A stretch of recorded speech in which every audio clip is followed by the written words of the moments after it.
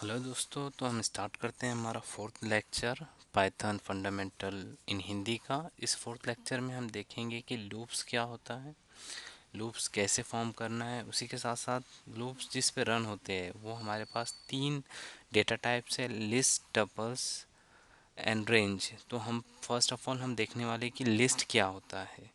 तो आप simple words में ये जान सकते हैं, लिस्ट एक्चुअल में एक कलेक्शन होता है वैल्यूज़ का।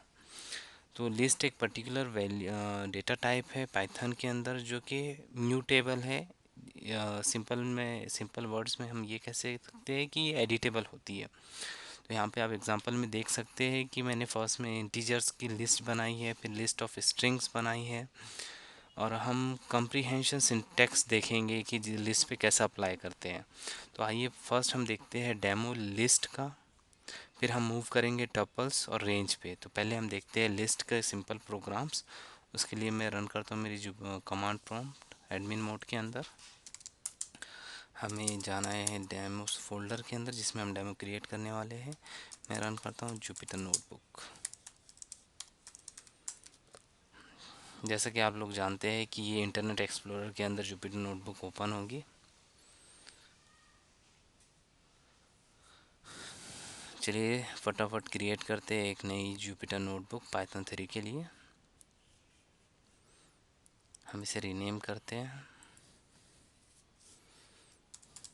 List tuples and range.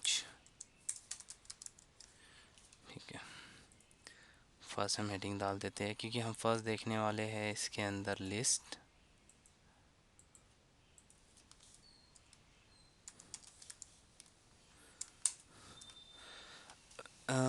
दोस्तों, जैसा कि हमने लास्ट लेक्चर में देखा था कि हम एक सिंगल वेरिएबल्स डिफाइन कर सकते हैं ऑफ इंटीजर, उसी तरीके से हम लिस्ट डिफाइन कर सकते हैं इंटीजर्स की।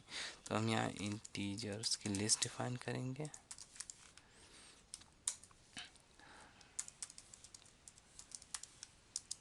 लिस्ट डिफाइन करने के लिए आपको एक ब्रैकेट डालना है, ओपनिंग एंड क्लोजिंग ब्रैकेट। इस ब्रैकेट के अंदर आप लिस्ट के नंबर्स जो है, कलेक्शन ऑफ नंबर्स वो डाल सकते हैं। जैसा कि मैं डाल रहा हूँ 1, जो कि कॉमा सेपरेटेड होंगे, 2, 3।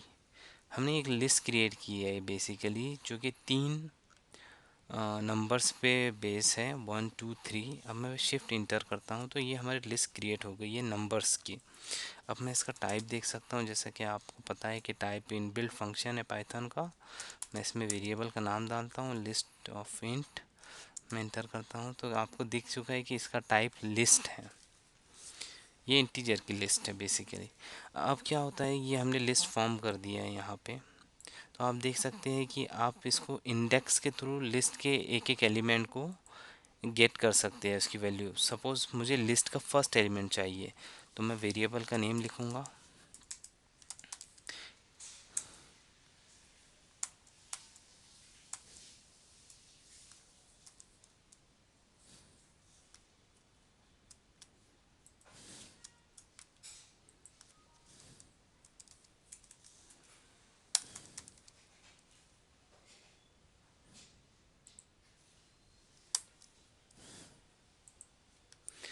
मैंने वेरिएबल का नेम लिखा है यहाँ पे। अब मैं इसकी इंडेक्स वैल्यू, जैसे कि आप जानते हैं कि लिस्ट के अंदर जो फर्स्ट एलिमेंट होता है उसका इंडेक्स 0 होता है, और जो लास्ट एलिमेंट होता है वो एक्चुअल में अगर उसकी लेंथ 3 है तो लास्ट एलिमेंट का इंडेक्स होगा 3 - 1 मीन्स 2 इंडेक्स। तो हम 0 1 2, तो फर्स्ट एलिमेंट जो 1 है हमारा लिस्ट के अंदर वो 0th इंडेक्स पे है, 2 वाला फर्स्ट इंडेक्स पे, और थर्ड वाला एलिमेंट सेकेंड इंडेक्स पे। तो मुझे फर्स्ट वाला एलिमेंट गेट करना है तो मैं लिस्ट वेरिएबल का नेम लूँगा, ब्रैकेट के अंदर मैं इंडेक्स की वैल्यू डालूंगा 0, मीन्स 0th इंडेक्स पे जो है अवेलेबल वैल्यू है वो मुझे रिटर्न होगी। तो आप देख सकते हैं इसने 1 रिटर्न किया है। इसी तरीके से मैं एक लूप में ये रन कर सकता हूँ, तीनों वैल्यूज़ को गेट कर सकता हूँ। तो हम दो तरीके के लूप देखेंगे यहाँ पे। फर्स्ट लूप है हमारे पास, आप देख सकते हैं कि फर्स्ट लूप हमारे पास है फॉर और वाइल। तो हम वाइल लूप देखेंगे। पहले वाइल लूप के लिए एक काउंटर चाहिए हमें, काउंटर जो कि 0 से स्टार्ट कर रहे हैं हम। यहाँ पे मैं वाइल लूप लिखता हूँ,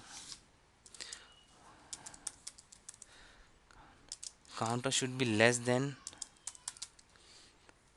यहाँ पे मैं 3 लिखता हूँ क्योंकि हमारे पास 3 है लिस्ट के अंदर। अभी जो है हम प्रिंट करने वाले हैं इस लिस्ट के नंबर्स को वन बाय वन। तो मैं लिख सकता हूँ यहाँ पे, मैं वेरिएबल हमारी लिस्ट का नाम लिस्ट ऑफ इंट, इंडेक्स की जगह पे हम काउंटर पास करेंगे क्योंकि हमें ये counter one by one increment करना है, तो ये एज ए इंडेक्स हमारे लिए काम करेगा। अभी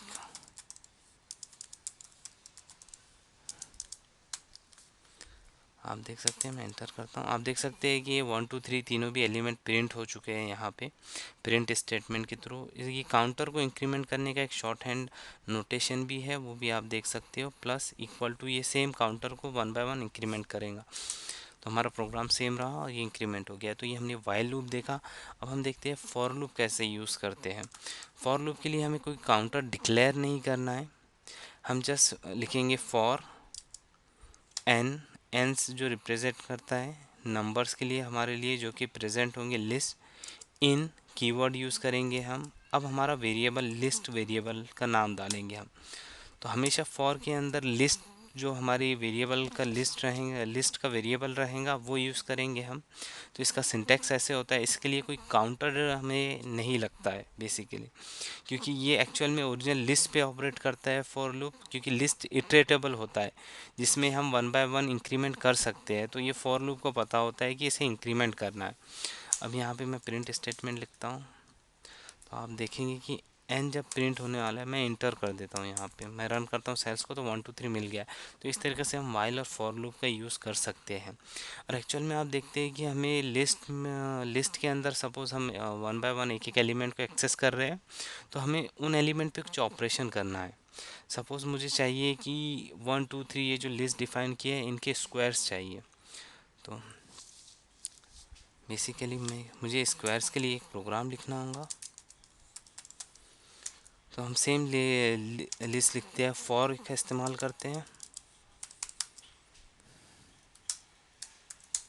अभी हम हर एक का स्क्वायर प्रिंट करेंगे। सो स्क्वायर प्रिंट करने के लिए हमारे पास एक स्पेशल ऑपरेटर है स्टार स्टार, एक्चुअल में स्क्वायर प्रिंट करने के लिए होता है।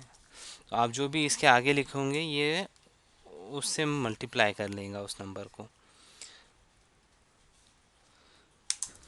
तो आप देखते हैं कि हमें स्क्वायर्स मिल गया है वहाँ पे।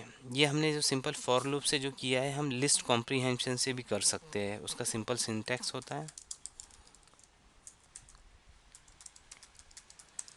लिस्ट कॉम्प्रीहेंशन का सिंटैक्स देखेंगे हम। सपोज़ मुझे प्रिंट करना है, हम डायरेक्टली प्रिंट कर लेते हैं अभी, एन स्टार स्टार टू। ये लिस्ट कॉम्प्रीहेंशन हम डायरेक्टली लिस्ट के वेरिएबल्स के अंदर यूज़ कर रहे हैं।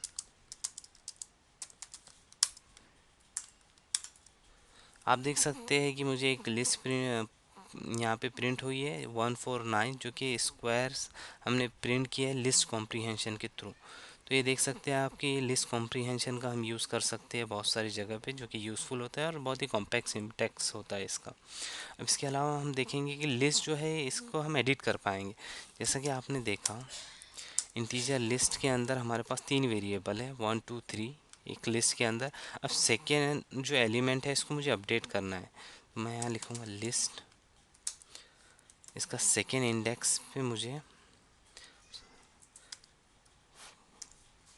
कुछ और वैल्यू डालना है, जैसा कि 6। मैं इंटर करता हूँ, तो ये लिस्ट अपडेट हो गई है। एक बार मैं फिर से लिस्ट को प्रिंट करता हूँ, तो आप देख सकते हैं कि इसकी वैल्यू अपडेट हो चुकी है 163। पहले 123 था, अभी 163 हो गया है। तो ये जो स्टेट होता है कि हम इसे एडिट कर पाएंगे, इसे कहते हैं म्यूटेबल। मीन्स इसकी वैल्यू हम चेंज कर सकते हैं आगे हमारे प्रोग्राम के अंदर। अब हम डिस्कस करते हैं व्हाट इज़ टोपल।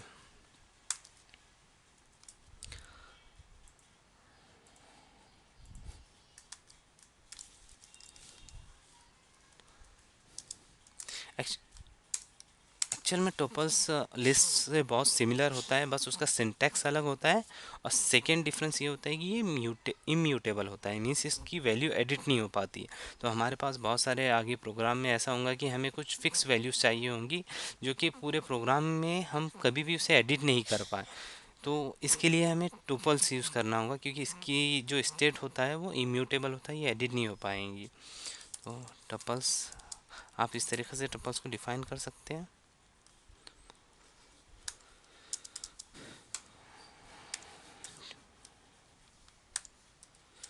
आप देख सकते हैं कि हमारा टपल्स जो है वो डिफाइन हो चुका है। ये 1 2 3 यहाँ प्रिंट हो गया है। अगर मैं टाइप इसका देखता हूँ टपल का, तो आप देख सकेंगे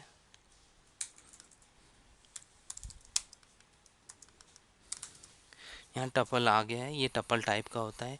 अब जैसा कि मैंने बताया कि एडिट नहीं हो पाएगा, तो हम यहाँ पे देखते हैं इसके इंडेक्स।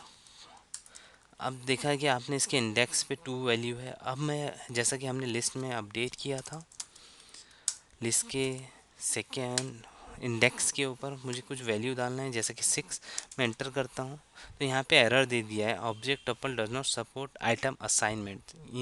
ये एरर हमें बता रहा है कि ये एडिटेबल नहीं है, तो हम टपल्स को कभी भी एडिट नहीं कर पाएंगे। बाकी हर एक चीज़ इसमें सेम होगा, जैसे कि आप सेम फॉर लूप इसमें भी लिख सकते हैं,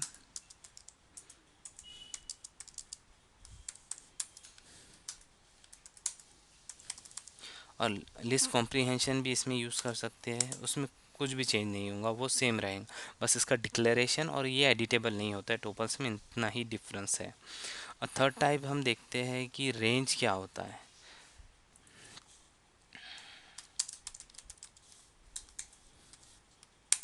रेंज बहुत सारी जगह पे यूज़ कर सकते हैं हम, जैसे कि हमें स्टार्टिंग और एंड वैल्यू डिफाइन करना है कोई भी लूप के अंदर। जैसे कि आपके पास 100 एक अरे है 100 एलिमेंट का, लेकिन आपको उसके 10th एलिमेंट से लेके 20 एलिमेंट तक की ही लूप रन करना है, तो इसके लिए आप रेंज वेरिएबल का इस्तेमाल कर सकते हैं। अब जैसे कि हम करते हैं, यहाँ पे एक प्रोग्राम लिखते हैं, for I in range 2 to 10। अभी आप देख रहे हैं कि हम एक लूप घुमा रहे हैं जो कि 1 to 10 तक के रन होगा। हम यहाँ पे प्रिंट कर देते हैं आई की वैल्यू, तो ये 9 तक के प्रिंट हो गया है, 1 to 9। बिकॉज़ ये रेंज है तो लास्ट एलिमेंट एक्सक्लूड हो जाता है, यानी कि रेंज 1 to 9 हो गई है। रेंज 1 to 10 है, लेकिन 10th वाला एलिमेंट एक्सक्लूड होता है इसमें, तो ये 1 to 9 प्रिंट हो गई है। सेम हम रेंज का इस्तेमाल कर सकते हैं कि हमने अभी इसके अंदर बीच में जो गैप है वो डिफाइन नहीं किया है। ये सिंपल इंक्रीमेंट बाय 1 है, यानी कि एक इंक्रीमेंट से जा रहा है। हम प्लस आगे एक थर्ड वेरिएबल ऑल्सो डिफाइन कर सकते हैं, जो कि बताएंगे कि इसमें गैप कितना होना चाहिए नंबर्स में। तो आप देख सकते हैं अब जो हम प्रिंट करेंगे वो कुछ अलग होगा। जैसा कि आप देख सकते हैं हर एक एलिमेंट के बीच में 2 नंबर्स का गैप है। इस तरीके से हम रेंज का इस्तेमाल कर सकते हैं लूप्स के अंदर। तो हमने कवर कर दिया है कि लूप्स कैसे यूज़ करना है। वाइल और फॉर लूप हमने देखा कैसे यूज़ करना है, प्लस हमने इंटीजर अरेज डिफाइन की है। इंटीजर अरेज में हमने देखा है कि लूप कैसे यूज़ करना है। फिर हमने टपल्स के बारे में देखा, और हमने रेंज वेरिएबल्स देख लिया है। तो हमारा सेक्शन यहाँ पे ख़त्म होता है। हम नेक्स्ट सेक्शन में मोस्टली देखने वाले हैं, हमने लिस्ट कॉम्प्रीहेंशन देख लिया, टपल्स देख लिया, रेंज वेरिएबल देख लिया। हम नेक्स्ट लेक्चर में हम देखेंगे कि हम, आइए एक बार रिवीजन करते हैं हमारा। तो बेसिकली हमने कवर कर दिया लूप्स, लिस्ट कॉम्प्रीहेंशन। हम नेक्स्ट सेक्शन में स्ट्रिंग और डिक्शनरीज़ के बारे में देखेंगे थोड़ा बहुत, कि स्ट्रिंग और डिक्शनरी वेरिएबल्स क्या होता है। और उसके बाद हम एक्सटर्नल लाइब्रेरीज में कैसे इंक्लूड करना है पाइथन के अंदर, उसका देखेंगे। तो मेनली हम उसके अंदर पाइथन पैंडा लाइब्रेरी के बारे में देखेंगे कि पैंडा से हम CSV फाइल का डेटा कैसे रीड कर सकते हैं पाइथन के अंदर। सो तब तक के लिए थैंक यू।